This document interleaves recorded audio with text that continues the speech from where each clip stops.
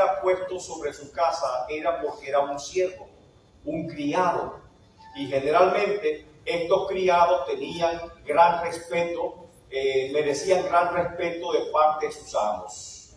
Hoy en día, cuando hablamos de administración, pensamos en una persona ejecutiva, amén, bien vestida, de buena posición, pero en los tiempos bíblicos un administrador generalmente era un siervo, un esclavo de la casa, y se dice que era un sirviente, se dice que era un criado porque había nacido en la casa, y como había nacido en la casa, era de absoluta confianza, amén, del señor de la casa, y le ponía sobre toda su casa para que la administrara. Cuando hablamos de una casa, hablamos no de una casa como la de nosotros hoy en día. Hoy en día nosotros tenemos casas, amén, y la casa está compuesta ¿por quién? Por papá, mamá y los hijos hasta que se casan. En los tiempos bíblicos no era así. Amén. Tenemos a Jacob, ¿correcto?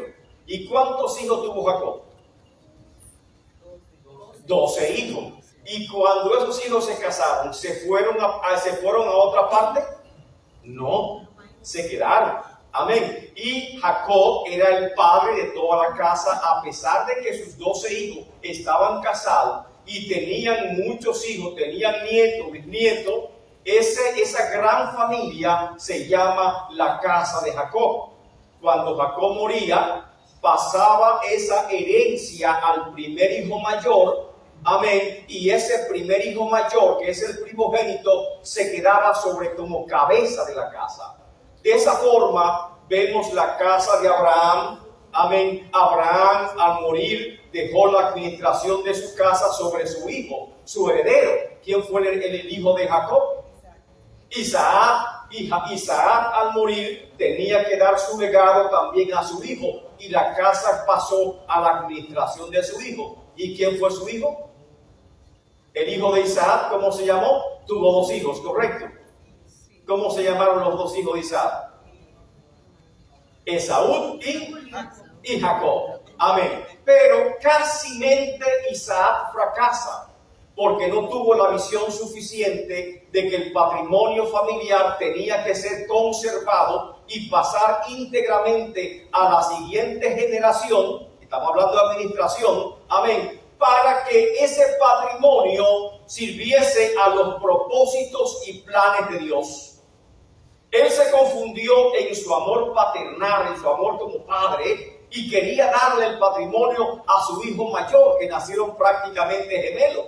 Se lo quería dar a Esaú, pero Esaú era medio rebelde y no apreciaba bien la bendición de parte del Señor, y por eso ya Dios, sabiendo de antemano, había elegido ¿a quién? A Jacob, amén, para que sea el padre de la casa a través de la cual iba a venir el Señor Jesucristo.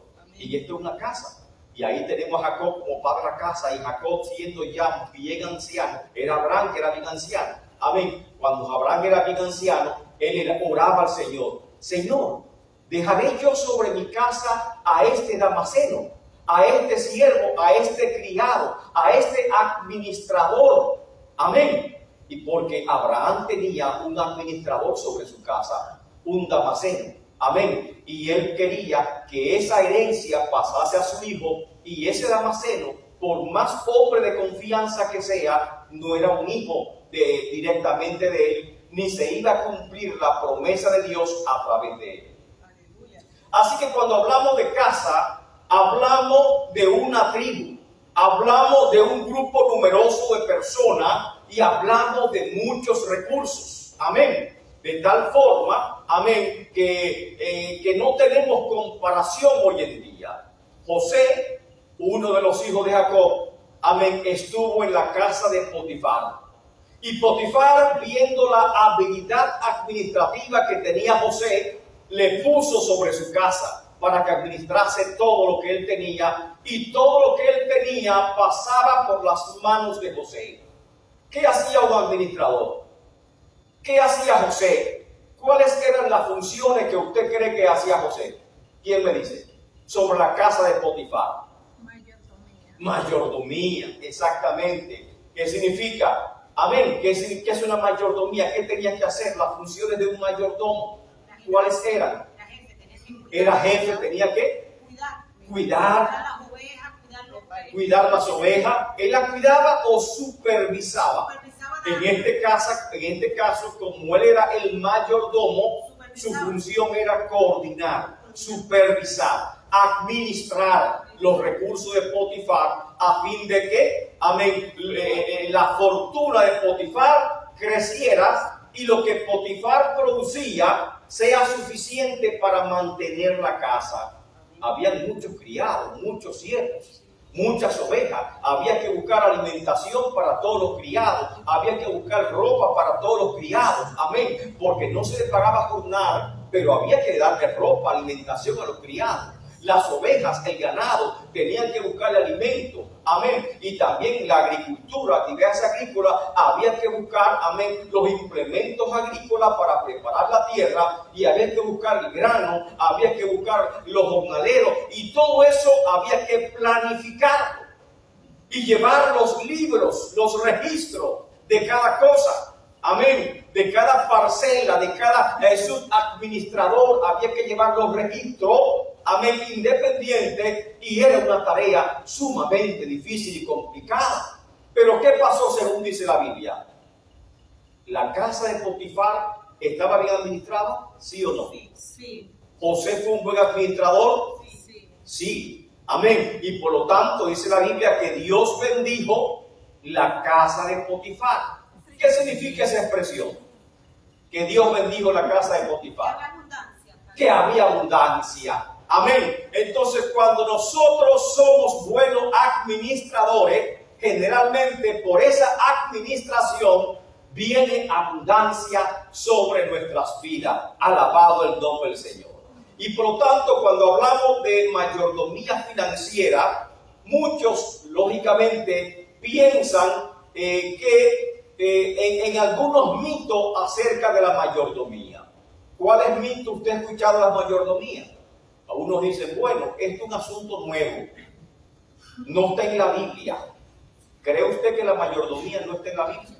Sí. ¿Está en la Biblia? Sí, está en la Biblia. Amén. ¿Quién es el primer mayordomo que aparece en la Biblia? Que planifica, que administra, que ejecuta. Dios. Amén. Porque Dios no puede ser sorprendido absolutamente por nada, porque todo está planeado. Hay un orden preciso en la creación. Amén. Hay orden en la creación. Y aparte el orden de la creación, cuando el hombre pecó, no sorprendió a Dios. Y ya Dios tenía su plan. Amén. Y ese plan se lo dijo al hombre tan pronto pecó. He aquí la simiente de la mujer te va a herir en la cabeza y tú le vas a herir en el carcañal. Ese es el plan de Dios y se lo dijo ahí mismo. Yo tengo un redentor que nacería de una mujer y ese redentor, amén, va a liberar a la humanidad. Amén, amén. Ese fue el plan de Dios. Amén. Un redentor, Jesucristo, y por eso dice la Biblia que Jesucristo fue separado como nuestro redentor desde la fundación del mundo. Dios tenía un plan, no fue sorprendido. Y nosotros muchas veces somos sorprendidos, amén, porque no tenemos un plan para ejecutar. Alabado el nombre del Señor. Alguien dijo en una ocasión, la mayoría de las personas fracasan no por falta de oportunidades, ni tampoco por falta de talento, ni por falta de dinero. Muchas personas fracasan porque no planifican por escrito. Y ahí está la gran diferencia. Yo tengo un propósito. No es lo mismo que decir yo tengo un plan. Yo tengo un propósito, yo tengo un deseo, yo tengo un sueño. ¿Cuándo tienen un sueño? Amén. Y para este año tiene un sueño específico, tenía un sueño específico. Amén. Y todos tenemos un sueño. Cada vez comienza enero, comenzamos a planificar y decir, yo tengo un sueño para este año 2023. Amén. Y ese sueño hay que alcanzarlo. Pero hay que saber cómo vamos a alcanzar nuestros sueños. Amén. Si no lo escribe, tal vez usted dice, yo quiero en este año tal cosa. No, no es así que se escribe. Se escribe haciendo un plan. ¿Cómo usted va a alcanzar ese plan? Requiere sacrificio. Amén. Requiere inversión. Requiere ajustar su tiempo. Requiere ajustar su vida. Amén. Pero si usted lo desea tanto, puede alcanzarlo. Amén. Requiere disciplina. Y eso es lo que hace un administrador. Así que cuando Dios llama administrador, tenemos que comenzar con nuestra propia vida como administradores. ¿De qué? ¿Qué vamos a administrar nosotros? Nuestros recursos. ¿Quién tiene recursos? Levante la mano que tiene recursos. El que maneja recursos. El que maneja 5 pesos, 10 pesos, 100 pesos. Son recursos. Amén. Y la economía surge cuando hay pocos recursos. Porque cuando hay demasiado, ¿quién se preocupa por administrar? Amén. Pero la administración también sirve cuando hay muchos recursos para que no falte. Amén. Y por eso confiamos no solamente en nuestra capacidad, sino también en la sabiduría de Dios. Y por eso José, amén, fue a José que se le revelaron los años de la vaca flaca. Fue a José, ¿verdad? Amén. Entonces, mira, vienen años, 7 años, ¿eran 7? 7 años de vacas bien gordas. Y después vi 7 vacas bien flaquitas en los huesos que se comieron a las vacas gordas y no engordaron. Se quedaron así flaquitas. ¿Qué significa ese sueño? Y eso le pasa a muchos peloteros, a muchos que sacan la lotería, que se ven con tanta abundancia que se vuelven locos gastando porque piensan que nunca se va a gastar. Le pasa a muchos que tienen buenos empleos, buenos salarios, amén, que comienzan a gastar y no piensan en invertir, en ahorrar en nada, y en un momento dado, ¡pam!, se quedan absolutamente sin nada. Amén. ¿Por qué? Porque no fueron previsores, fueron malos administradores. Amén. Y por lo tanto entramos en el tema. Como digo, ya hace tiempo que entramos en el tema, ¿verdad? Pero seguimos entonces en el tema. ¿Qué significa la palabra administrador? El término oíconos, oikónomos. Oiko es casa. Oikónomos es aquel que administra una casa. Cuando usted ve la palabra en griego, oiko significa casa. Amén. Oikónomos es el que está sobre la casa.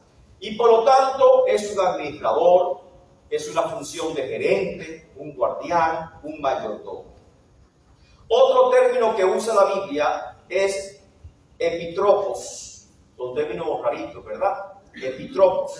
Y epitropos ya se refiere como ya asunto más oficial. Y epitropos es como un procurador, como un administrador, como un tutor. Una persona que no puede administrar sus bienes, le nombran un tutor o un administrador legal, y ese administrador legal o ese guardián legal le administra sus bienes hasta que la persona tiene cualidad para administrar él mismo sus propios bienes. Amén. Esas dos palabras existen en la Biblia, en el Nuevo Testamento, sobre la función que estamos hablando hoy de mayordomía. Ahora, si vamos a describir la mayordomía, ¿cómo la vamos a describir? Número 1, es un siervo, es un criado principal de una casa. Así que el criado principal de una casa en los tiempos del Antiguo Testamento y los tiempos del Nuevo llevaba la administración de la casa. Amén. Era un trabajo duro. Y se dice que José fue seleccionado como administrador porque se dieron cuenta rápidamente que era extraño que un siervo supiese leer y escribir. Y era extraño también que un siervo, amén, supiese de matemática. Y hace falta la matemática para ser administradores. Sí, ¿verdad?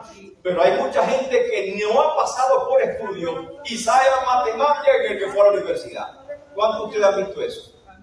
Amén. Porque ciertamente a veces los números es un asunto práctico y son más comerciantes que lo que han estudiado en la escuela de comercio. Amén. ¿Lo han visto? Ciertamente que lo hemos visto. Un mayordomo es una persona que controla los gastos y la administración de una casa, de un negocio, de una compañía. Un mayordomo alude a la gestión eficiente, amén, de recursos, una gestión eficiente de recursos, o sea, un manejo eficiente de los recursos, amén, apelando a la responsabilidad y apelando a la ética, o sea que un mayordomo siempre tiene que ser responsable sobre los bienes que están bajo su cuidado, amén, eso es el sentido de responsabilidad, y el otro sentido es el sentido de ética. ¿Qué es ética? Que un mayordomo tiene que ser ético. ¿Qué significa eso? Educado, que tenga buena conducta. ¿Qué significa ético? Ético, ético significa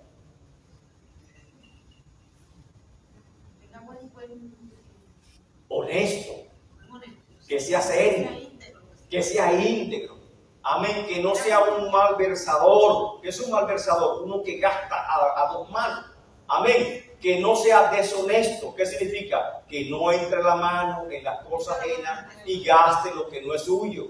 Amén. Entonces eso significa ética. Actuar con ética es actuar con honestidad, con seriedad y respetando la propiedad ajena. Así que un mayordomo es una gestión eficiente de los recursos ajenos, porque no son tuyos. Amén. Apelando a la responsabilidad, porque tiene que ser responsable, y apelando a ¿qué? A la ética, según dice la definición que tenemos en nuestro expositor.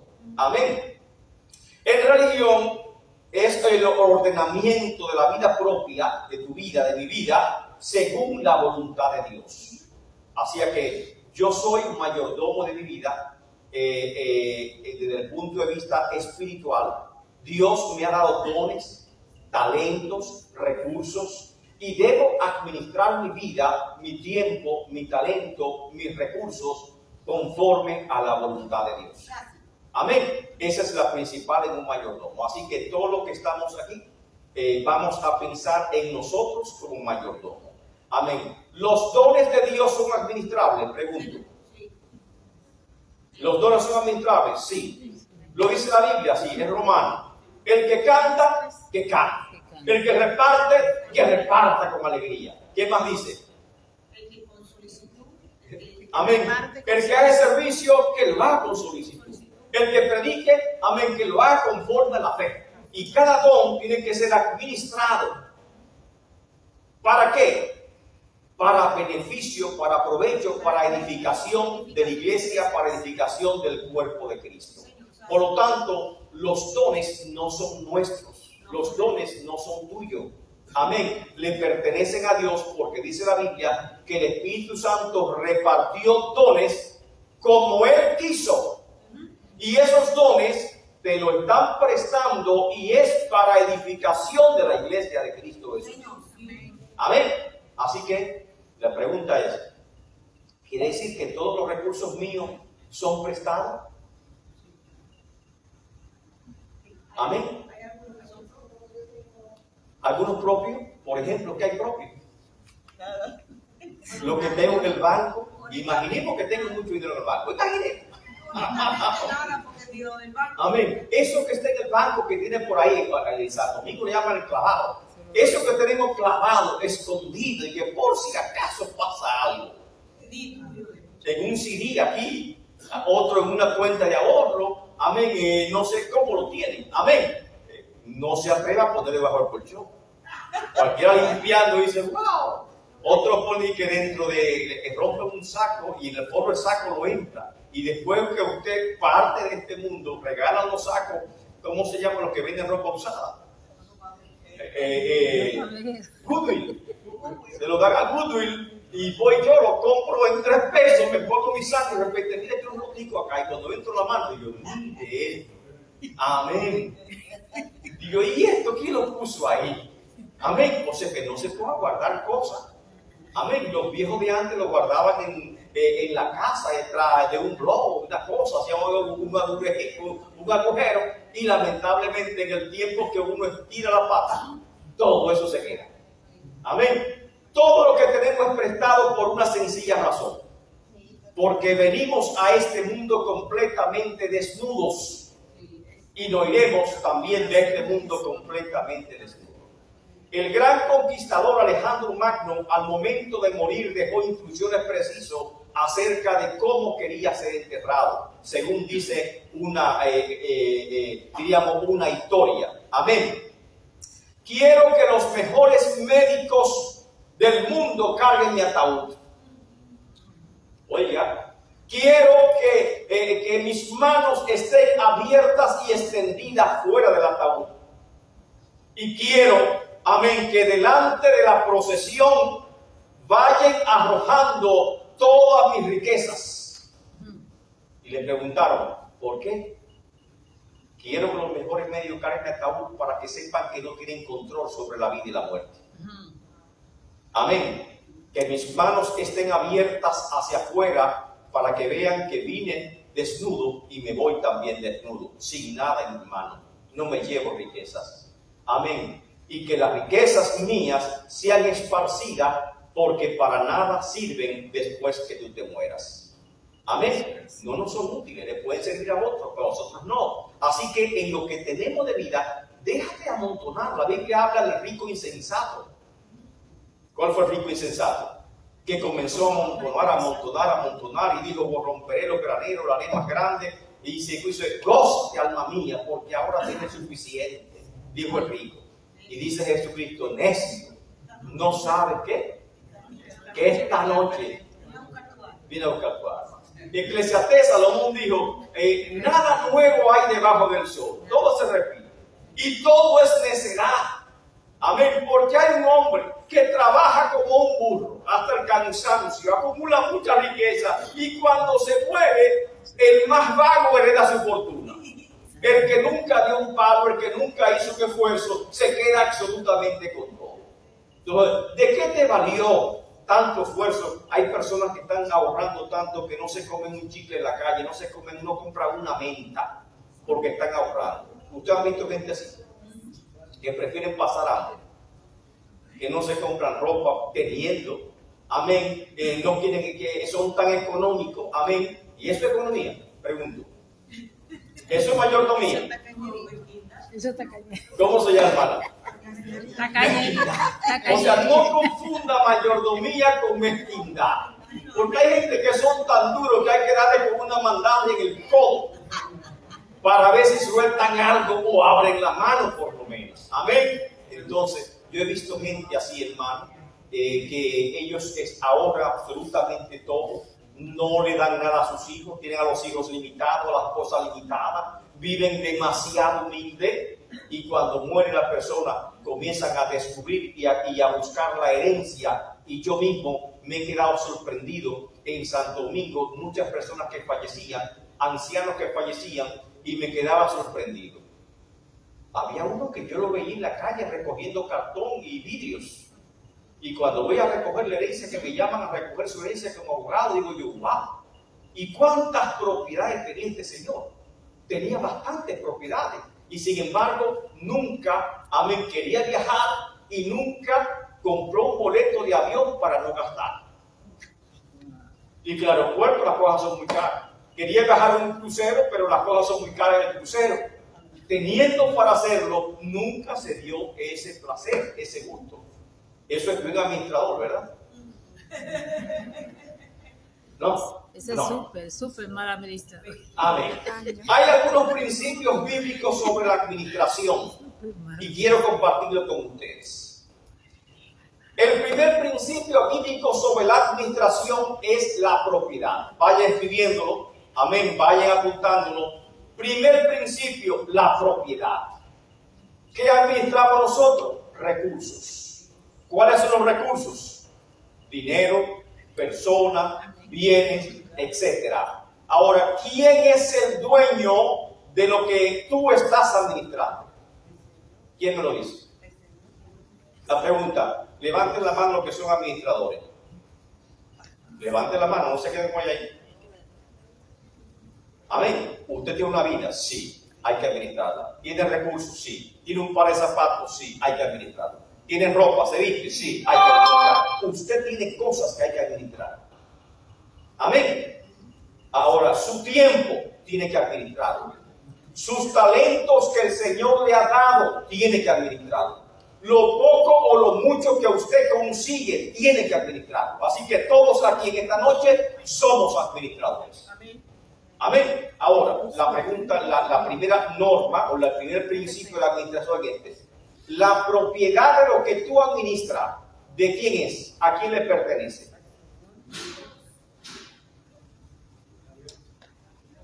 A Dios. Todo lo que tenemos le pertenece a Dios. Así que no sé por qué te duele cuando Dios te dice que traigas una ofrenda, si no es tuyo. No sé cuánto me entienden. Amén. Malaquía, ¿qué es lo que dice Malaquía? Malaquía 3:10. Amén. ¿Qué dice Malaquía? ¿Cuál es la promesa? Traed vuestros diezmos al alfolí. ¿Y qué más dice? Y haya alimento en mi casa. O sea que en la casa de Dios, que es la iglesia, no debe haber ningún necesitado. Porque la iglesia tiene un servicio social que la gente o la persona, cuando el pastor va, que ve el caldero vacío a las 3, a las 12, a la 1, amén, que no hay fuego prendido, el pastor se da cuenta, o la pastora en este caso se da cuenta de que algo está pasando. Amén. Y de repente se aparece con una comprita, con una provisión. Amén. Y eso es porque es la función natural de la iglesia. Y haya alimento en mi casa, dice la Biblia. ¿Y qué más dice? Y probadme en esto. ¿En qué? Yo derramaré bendición sobre vosotros hasta que sobreabunde. Oye, va a sobrar. Amén. Va a sobrar y va a abundar. Es una promesa de Dios. Así que lo primero que es algo. Dios es el Señor. Señor significa curios. Y curio significa jefe, soberano sobre una casa. Y esta parábola dice: ¿quién es mayordomo fiel y prudente cuando su Señor, o curios, que es el dueño de todo lo que él administre, venga, lo encuentre haciendo así? Así que nuestro Señor, que es el Señor Jesucristo, es Dios, el cual le pertenece todo lo que tenemos. Tus hijos no te pertenecen a ti, le pertenecen a Dios. Y debes criarlos para Dios, con mansedumbre y en el temor de Dios, no conforme a tus criterios, a tus ideas, sino conforme a los principios de Dios, porque no son tuyos, son prestados que lo tienen. Tú eres simplemente el tutor de esos niños que Dios te ha puesto bajo su cargo. Ámalo, quiérelo, dale ese amor que necesitan tus hijos, pero también dale protección, dale cariño. Amén. Y proveele las cosas que necesiten tus hijos. Amén. Pero sabe, amén, que esos niños son de Dios principalmente. Así que todas tus pertenencias también pertenecen a Dios. Somos administradores o mayordomos de lo que Dios ha puesto bajo nuestra confianza. Nuestros bienes, recursos, talentos, habilidades le pertenecen a Dios. Un segundo círculo está la familia. Tu familia no es tuya, le pertenece a Dios, y por eso tiene que criarla, tiene que guiarla con sabiduría. La familia, tu entorno, el vecindario, el estado, la escuela, la iglesia, todo le pertenece a Dios, y por lo tanto tiene que ser encontrado un buen administrador. Amén. El Señor Dios, amén, nos ha colocado, pues, amén, sobre esa administración, sobre esas propiedades, sobre esos bienes, para que nosotros, cuando Él venga, amén, seamos debidamente recompensados. Así que ese es lo primero, la propiedad. ¿De quién es el dueño de lo que estamos administrando? Dios. Segundo principio, responsabilidad. Ya hablamos del primer principio. Amén. Segundo principio, responsabilidad. La función de un mayordomo es amplia, es compleja, como lo vimos, ¿verdad? Hay que llevar muchos libros. No sé cuántos están acostumbrados a llevar muchos libros, muchos registros. ¿Cuánto lo hacen? Amén. Por lo menos algunos lo hacen, ¿verdad? Amén. Es una función gerencial, porque es como un gerente. Amén. Es una función administrativa y es una gestión que se está realizando. Una posición, en primer lugar, que demanda competencia. ¿Qué es competencia?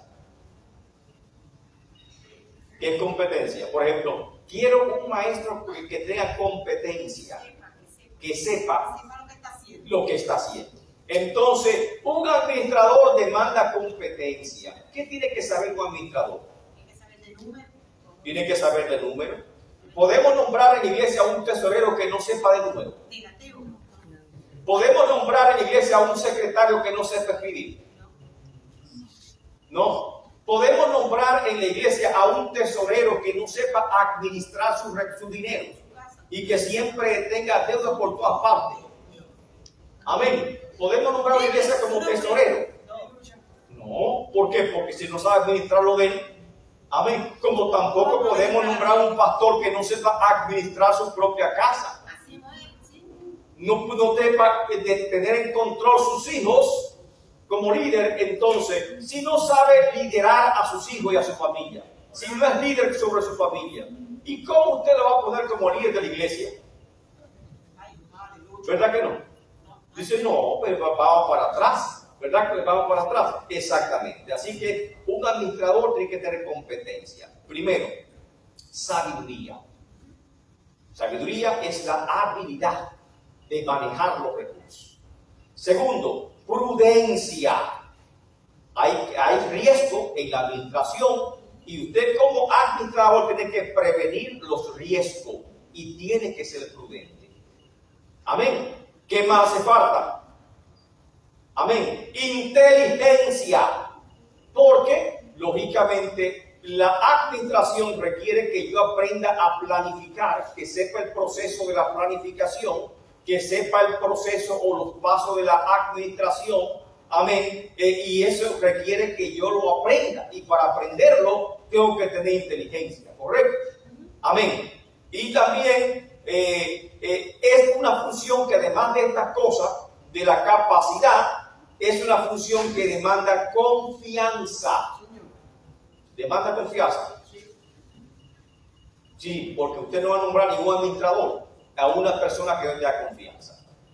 Muchas veces yo veo a los jóvenes que dicen, quiero estudiar administración de empresa. Y yo les pregunto, ¿tu papá tiene alguna empresa? No. ¿Y tú crees que un jefe de empresa te va a poner a ti a administrar?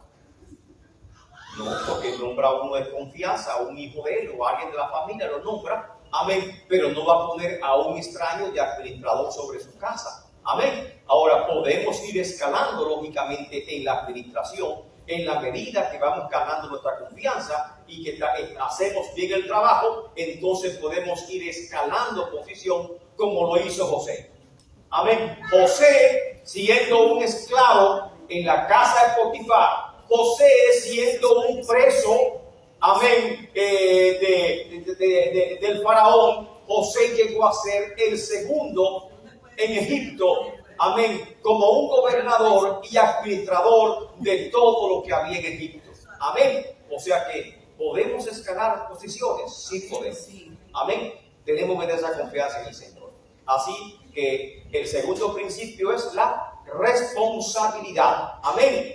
El administrador tiene que ser una persona responsable, una persona de confianza, amén, una persona que actúe con ética, una persona que tenga capacidad de administrar los recursos. Ahora, ¿quién nació como administrador? ¿Alguien nació sabiendo administrar? Nadie. ¿Se aprende o es innato? ¿Se aprende? Se aprende. ¿Verdad? Se aprende. ¿Cree usted que podemos aprender a ser mejores administradores? Sí podemos aprender a ser mejores administradores. ¿Y cómo comenzamos? Hay algunos principios que vamos a verlo más adelante de cómo ser mejores administradores, que si lo ponemos en práctica, esos principios nos van a ser de bendición para nuestras vidas. Y ese es el propósito de este estudio, ¿verdad? ¿Cuál es el tema de hoy? Mayordomía. La mayordomía. Mayordomía financiera. ¿La mayordomía qué? Financiera. O sea que no es mayordomía espiritual, sino mayordomía ¿qué? Financiera. Financiera. ¿Qué vamos a manejar? Dinero. Finanzas, recursos. Amén. Y tenemos, sí tenemos, mucho o poco, pero tenemos. Amén. Y vamos a verlo más adelante, esa mayordomía, ¿cuál es? El segundo principio es responsabilidad. Tercer principio, rendición de cuenta. Todo mayordomo debe saber qué cosa, que tenemos que rendir cuenta. No somos los dueños, y como no somos los dueños, cuando venga el Señor, ¿qué va a pasar? Nos van a pedir cuenta. Amén. Somos responsables de lo que administramos, de lo que está bajo nuestro cuidado. Tus recursos que parecen que son tuyos y haces lo que tú quieres, no son tuyos, son del Señor. Amén. Ese concepto lo tenían bien claro los judíos. Los judíos entendían que Dios lo había enriquecido y le habían puesto tantas habilidades administrativas para que ellos prosperaran en cualquier país que fueran. Amén. Entendiendo primeramente, gloria al nombre del Señor, entendió primeramente que esos recursos estaban destinados para el reino de Dios. Amén. Y como estaban destinados para el reino de Dios, ellos entendían que tenían que hacer todo lo posible para que el reino de Dios que ellos entendían, amén, fuese, amén, creciera y se expandiera. Por esa razón, amén, ustedes ven que ven en la historia, o vemos en la historia principalmente, que cuando el pueblo de Israel fue llevado cautivo por Babilonia, amén, cuando fue llevado cautivo por Babilonia, ¿qué ocurrió? Establecieron sinagogas. En las sinagogas, ¿cuál fue el propósito? Que la cultura no se perdiera, que la fe no se perdiera. Amén. Y por lo tanto apoyaban a los propios judíos, dándole, amén, hasta recursos para que ellos prosperaran también. Y forman una comunidad. En cualquier país que van hay una comunidad. Y a veces vemos que los chinos se portan así. Y usted va, por ejemplo, a Nueva York, ¿cómo se llama el barrio chino? Chinatown, amén. Y usted encuentra que dice, pero venga acá, ¿y dónde están los chinos? Porque yo he pasado no sé cuántas factorías, cuántas industrias y no veo un chino. Oh, porque ellos llegan, amén, nuevo, y le dan toda esa mercancía, véndala, llévatela a crédito.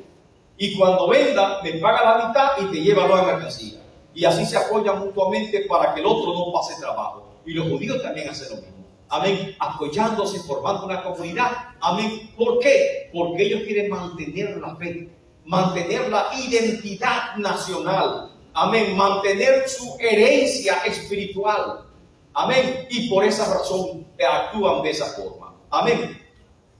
Por lo tanto, amén, todos los recursos que nosotros tenemos es Dios que lo ha permitido y tienen un propósito y es para los planes del Señor. Hubo un presidente, amén, la Segunda Guerra Mundial, que quedó por una enfermedad paralítica. ¿Alguien conoce el nombre de ese presidente norteamericano? Amén. Cuando atacaron a Pearl Harbor, amén, que Japón atacó a Pearl Harbor, amén, él entendió y se puso de pie. Roosevelt, exactamente, Roosevelt dijo, ahora entiendo que Dios me tiene aquí como presidente de esta nación con un propósito. Amén. Y Dios lo llevó precisamente a él como presidente de esa nación con un propósito. Y creo que usted está aquí con un propósito. Usted vino a Estados Unidos con un propósito. Usted está aquí en esta iglesia con un propósito. Y todos tenemos un propósito en nuestra vida y tenemos que entender ese propósito para nosotros orientar cuál debe ser nuestra mayordomía. Primer principio, la propiedad. ¿Quién es el dueño de todo? Dios. Así que lo que tiene no es tuyo. Cada vez que te duela, cuando hay un misionero, cada vez que te duela construir con la iglesia, recuerda ese principio. ¿Quién es el dueño? Dios. ¿Y tú crees que Dios va a permitir que te falte algo?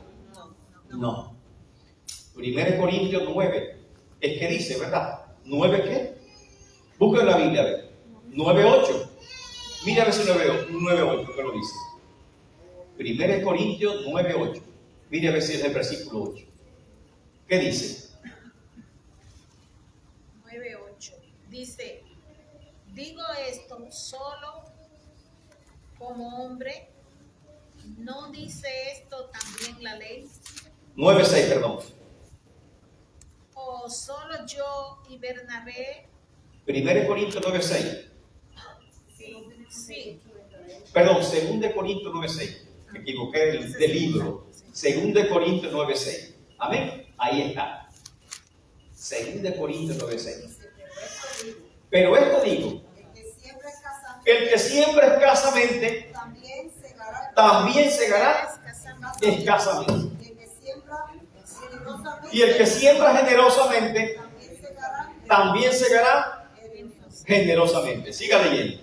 Cada uno de como propuso en su corazón, no con tristeza ni por necesidad. Oh, no con tristeza, porque Dios es el dueño de todo. Que Dios ama naturalmente. Siga leyendo. Y poderoso es Dios para hacer Me gusta ese verso. en nosotros toda gracia, Y poderoso es Dios para hacer en vosotros toda gracia. Siga leyendo. a fin de que teniendo siempre en todas las cosas todo lo suficiente. A fin de que teniendo, ¿qué dice? En todas las cosas, todo Teniendo todo en todas las cosas, hagamos todo. abundéis para toda buena obra. Óigase. Como está escrito. O sea, Dios no va, siga leyendo, hermano.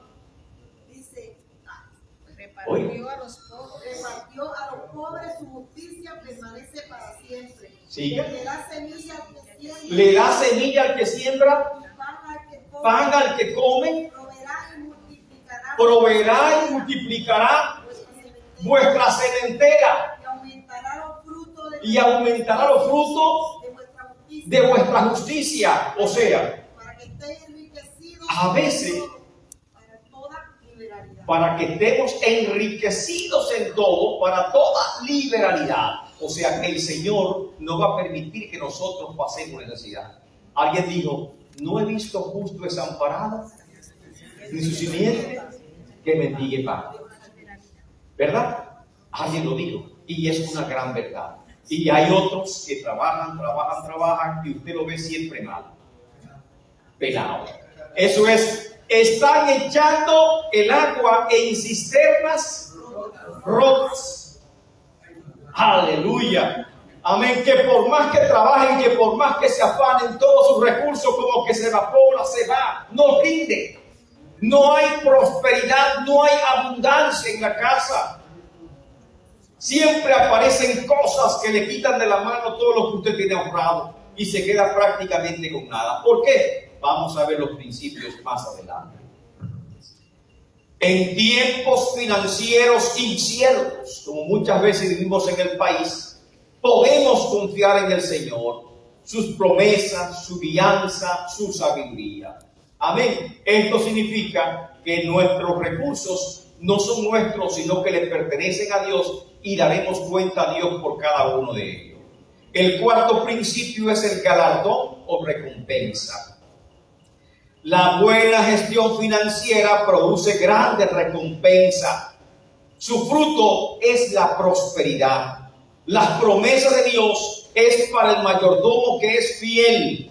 Amén. Que es competente. ¿Qué significa? Disciplinado, humilde, agradecido. Amén. Dios es el galardonador de todo nuestro esfuerzo. Y la mayordomía muchas veces requiere que nosotros ajustemos nuestro tiempo y ajustemos nuestra vida con tal de honrar y glorificar el nombre de Dios. Ahora no sé quién recuerda cuáles son los 4 principios de una mayordomía. Primero, la propiedad. ¿Quién es el dueño? Dios. Segundo, responsabilidad. Amén. El mayordomo tiene que ser responsable, tiene que ser competente, tiene que ser, además de competente, confiable, porque tiene que ser honesto, ¿correcto? Tercer principio, rendición de cuenta. algún día vamos a morir. Y cuando muramos o Él venga, tenemos que rendir cuenta. Amén. Y cuando rendamos cuenta a Dios, no nos pase como ese evangélico que cuenta una historia. No sé si fue verdad, yo creo que no fue verdad. Amén. Oiga, si el hermano era pentecostal de la cabeza a los pies y el carro tenían 20,000 afiches, Cristo viene, amén, alaba, esto, lo otro, bendición. Y después le dio un ataque cardíaco y se murió. Y quería darle su carro que se fue al cielo con todo el carro. Y estaba en la puerta, casi entrando ahí, San Pedro, la puerta, llegó el hombre y dice, lo dígame, no, que me mandaron para acá. Digo, no, su carro entra, pero usted no.